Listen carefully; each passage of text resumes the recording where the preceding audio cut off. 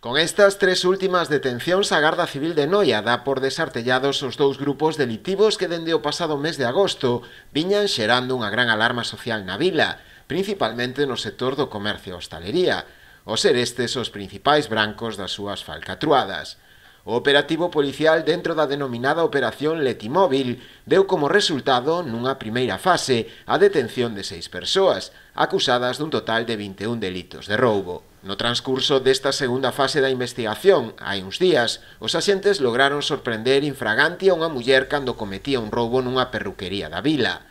Esta detención propiciou outras dúas detencións máis. Segundo informaron fontes do Instituto Armado, trátase de vellos coñecidos das forzas da orde, con numerosos antecedentes por feitos similares. Nesta ocasión atribúenselle alo menos un total de 8 delitos de roubo, aínda que a Garda Civil ten sospeitas de que poderían estar relacionadas con outros 12 máis.